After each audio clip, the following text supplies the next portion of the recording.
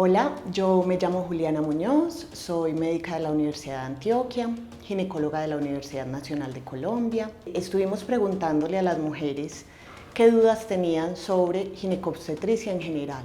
Algunas de las preguntas que querían que conversáramos son sobre planificación familiar. Hay una pregunta que dice: buenas tardes doctora, me gustaría saber sobre mitos y realidades y sobre la tubectomía, como por ejemplo, que realizarla nos hace subir de peso. Y esto va de la mano de otra pregunta que nos hacen que dice: ¿qué método de planificación familiar recomienda?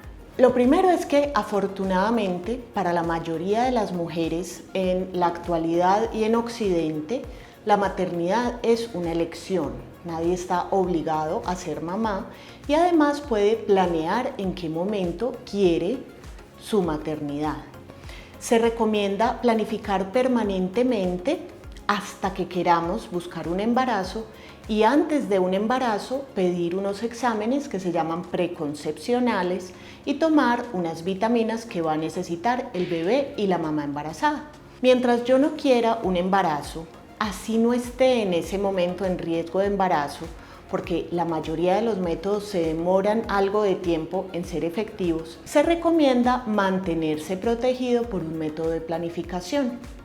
Existen muchos métodos, algunos permanentes como las cirugías y otros temporales como las inyecciones, las pastillas, los que están dentro del útero y los que están debajo de la piel. Todos son efectivos, pero actúan de forma diferente y no existe uno que sea perfecto y recomendado para todas las mujeres. Cada mujer tiene necesidades diferentes. Puede que yo quiera un método temporal, a corto plazo, con los beneficios que me dan los métodos hormonales. Puede que yo quiera un método sin hormonas a largo plazo, pero que no sea definitivo. Entonces, dentro de esa variedad de la que disponemos, más que un solo método de planificar que sea muy recomendable, lo que existe es una bandeja de opciones que yo puedo adaptar a mis necesidades. Si me gusta menstruar o no me gusta menstruar, si quiero mejorar el aspecto de la piel, si quiero seguir yendo al médico o quiero desconectarme de ir al médico unos años. Entonces, lo que yo necesito saber sobre todo es que tengo mucha variedad, que acercándome al médico voy a poder elegir entre muchos métodos y, entre otras cosas, ningún método de planificar engorda ni adelgaza. Lo que todos los métodos hormonales pueden generar en el cuerpo de una persona es un cambio en el apetito.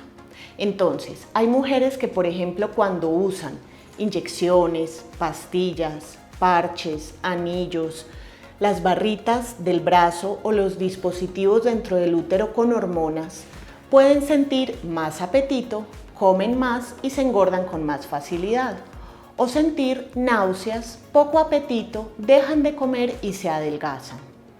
Esto no va a ocurrir con los métodos que no contienen hormonas, es decir, la T de cobre, la tubectomía, el preservativo, no son métodos que nos cambien el peso corporal.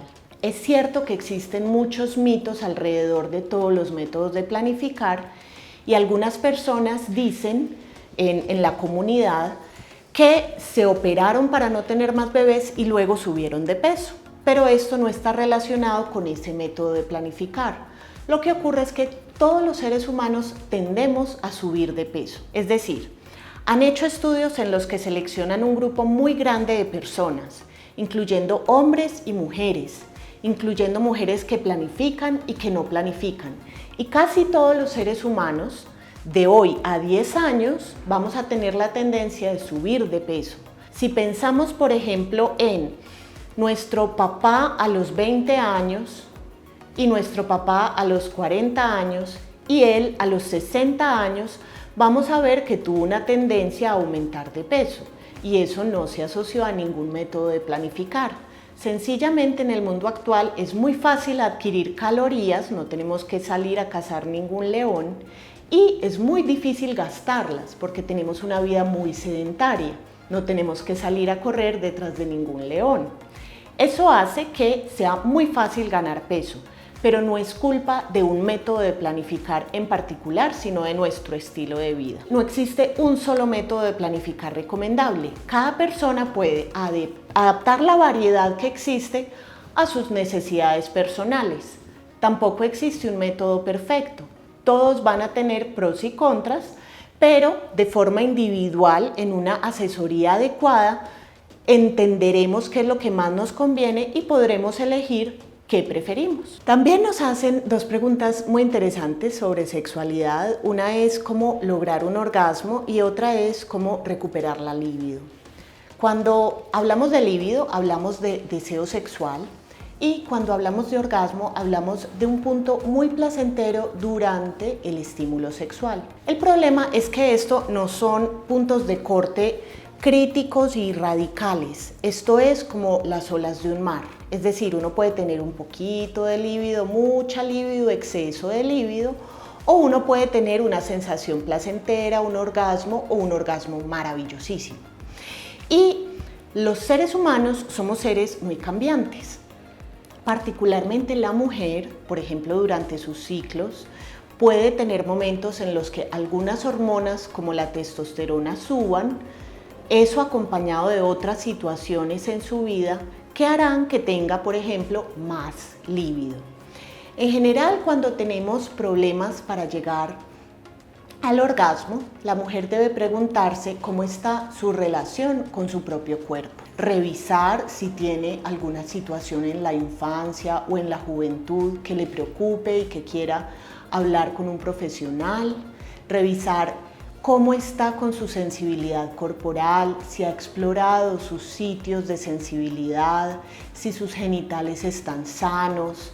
Es normal que algunas mujeres sientan placer al tacto externo de los genitales, otras al tacto interno de los genitales y otras mujeres inclusive necesitarán más que un estímulo genital local, un estímulo en las ideas, en el juego previo, en las fantasías sexuales, en el confiar a la persona con la que están, en imaginarse situaciones que les produzcan deseo. Entonces, los seres humanos no sentimos solo placer por el contacto, por ejemplo, con el clítoris. Es toda una situación corporal en la que tenemos que estar tranquilos, relajados, poder pensar en esa situación placentera, no sentirnos distraídos, no sentirnos angustiados, habernos explorado y saber qué zonas nos generan dolor, qué zonas nos generan placer, qué cosas nos incomodan, qué cosas preferimos, para poder, luego de muchos ensayos, lograr sensaciones muy placenteras, de mayor o menor intensidad.